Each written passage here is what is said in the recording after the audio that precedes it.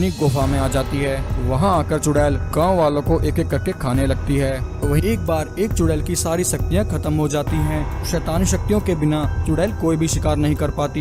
यह सोचकर वह बहुत हताश और निराश हो जाती है। तब चुड़ैल अपनी चुड़ैलों की रानी को प्रसन्न करने के लिए हवन करने लगती है।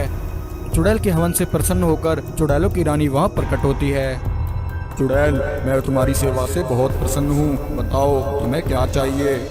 तब चुड़ैल कहती है, चुड़ैलों की रानी, मेरी सारी शक्तियाँ खत्म हो गई हैं। शक्तियों के बिना मैं शिकार भी नहीं कर पा रही। मुझे मेरी शैतानी शक्तियाँ वापस चाहिए। कृपा करके मुझे कोई उपाय बताओ।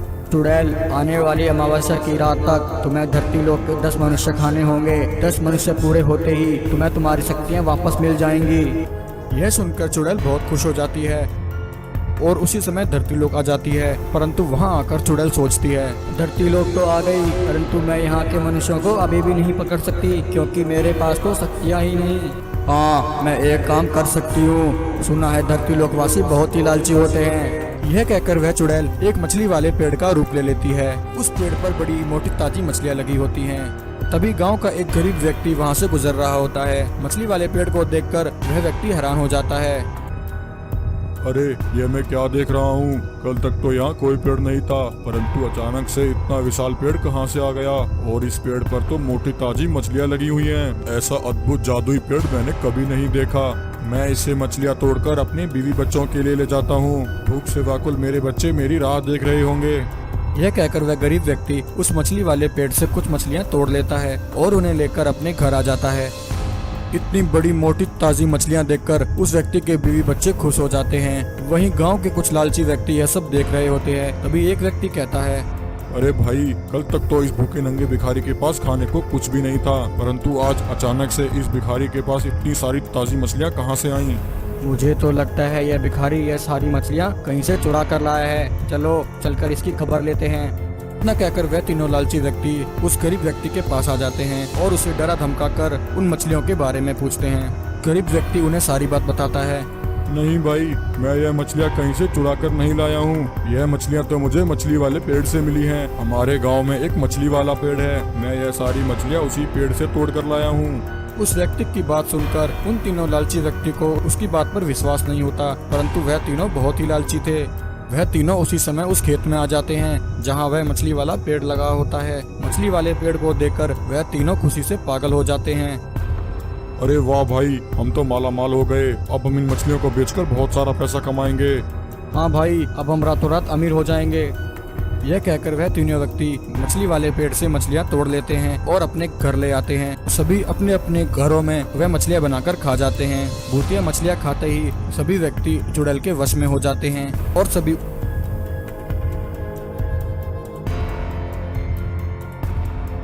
उस मछली वाले पेड़ के पास आ जाते हैं। तभी वह चुड़ैल अपने असली रूप में आ जाती है। उन सबको देखकर चुड़ैल बहुत खुश होती है। फिर वह चुड़ैल उन सबको लेकर एक जादुई रास्ते से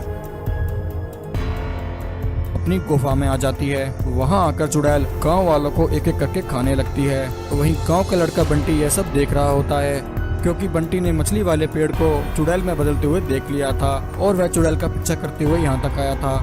यह देखकर बंटी हैरान हो जाता है। यह चुड़ैल तो बहुत ही खतरनाक है। यह तो हमारे गांव वालों को जिंदा ही निकल रही है। अगर इसे जल्दी नहीं रोका तो यह हमारे गांव को शमशान बना देगी। ऐसा कहकर बंटी वहां से भागकर गांव में आ जाता है। वहीं इच्छाधारी नागिन भी गांव में घूम रही होती है। बंटी नागिन को देखकर उसके पास आ जाता है। अच्छा हुआ इच्छाधारी नागिन, आप मुझे यहीं मिल गयी। मैं आप ही के पास आ रहा था। मुझे आपको कुछ बताना है। तब बंटी नागिन को सारी बात बताता है। बंटी की सारी बात सुनकर इच्छाधारी नागिन साधु बाबा के पास आती है और उन्हें यह सारी बात बताती है। साधु बाबा, इस समस्या का कोई उपाय बताइए। तब साधु बाबा अपनी शक्तियों से सब देख लेते हैं। नागिन, वह चुड़ैल यह सब अपनी शैतानी शक्तियों को पाने के लिए कर रही है। आने वाली अमावस्या की रात तक वह चुड़ैल 10 व्यक्तियों को खाकर अपनी शक्तियाँ वापस पा लेगी। साधु बाबा, अब हम उस चुड़ैल को कैसे रोकें? नागिन, सबसे पहले हमें उस मछली वाले पेड़ को जलाकर नष्ट करना होगा। एक बार चुड़ैल के असली रूप में आते ही हम उसे भी नष्ट कर देंगे। फिर क्या था, इच्छाधारी नागिन और साधु बाबा उस मछली वाले पेड़ के पास आ जाते हैं। तब नागिन अपनी आग से उस पेड़ को जला देती है। मछली वाला पेड़ जलते ही वह चुड़ैल अपने असली रूप में आ जाती है और गुस्से से कहती है, दुष्ट नागिन, तूने मेरे सारे मंसूबों पर पानी फेर दिया, मैं तुझे नहीं छोड़ूंगी। यह कहकर चुड़ैल नागिन को मारने के लिए उसकी तरफ आती है। तभी नागिन अपनी शक्ति से चुड़ैल पर हमला करती है और उसे एक ही वार में मार देती है। फिर साधु बाबा और नागिन बंटी की सूझबूझ और समझदारी के लिए उसका धन्यवाद करते हैं और उन बच्चों को उठाकर वहाँ से ले जाती है।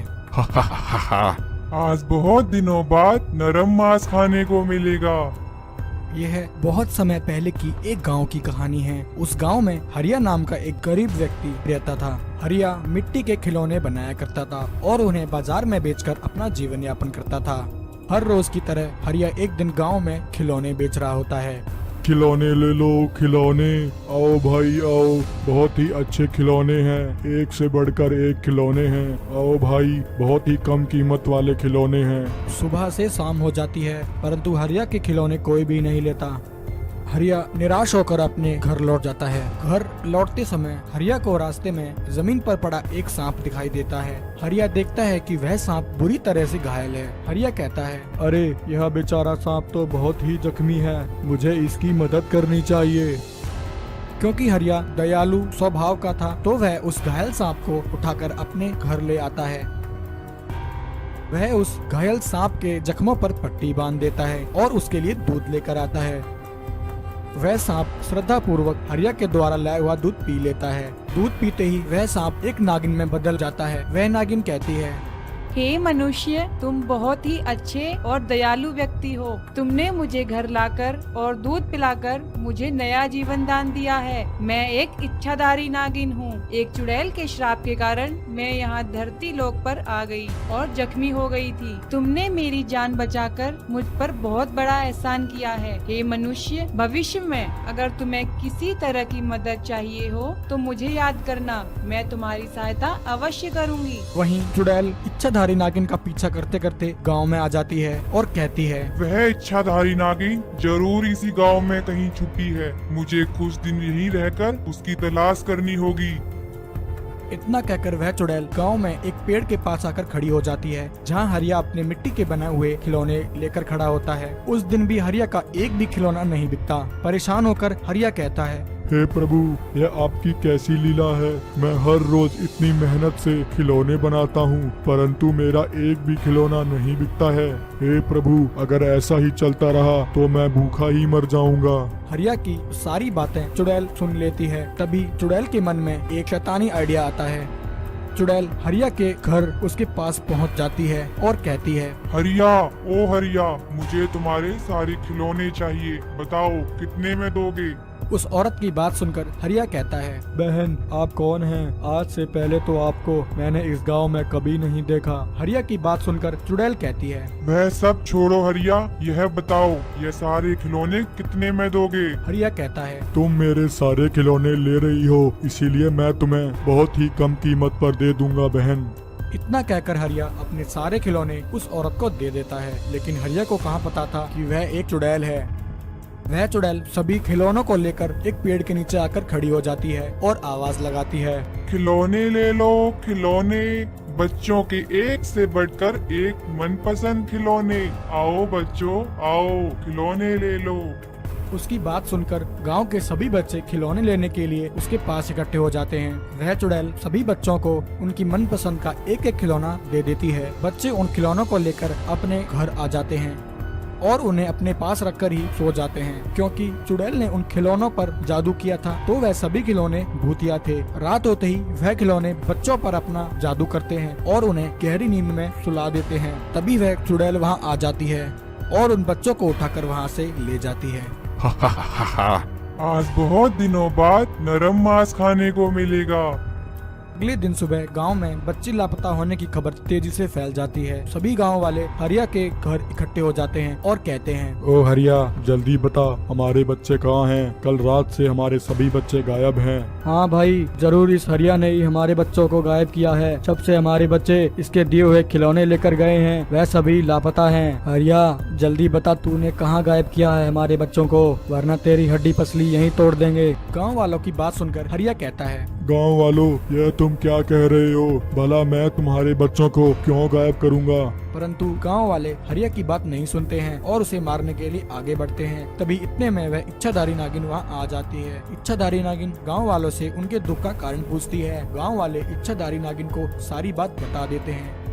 गांव वालों की बात सुनकर इच्छाधारी नागिन अपनी शक्ति से सब देख लेती है कि यह उस चुड़ैल का किया है। इच्छाधारी नागिन उसी समय एक बच्चे का रूप ले लेती है और चुड़ैल के पास पहुंच जाती है और वहां जाकर रोने लग जाती है। चुड़ैल उस बच्चे को देखकर कहती है, लगता है एक बच्चा पीछे रह गया है। आजा बच्चे, तू भी आजा। तभी इच्छाधारी नागिन अपने असली रूप में आ जाती है और चुड़ैल पर अपनी शक्तियों का वार करती है और उसे एक मिट्टी के पुतले में बदल देती है और उस चुड़ैल को पाताल लोक पहुंचा देती है।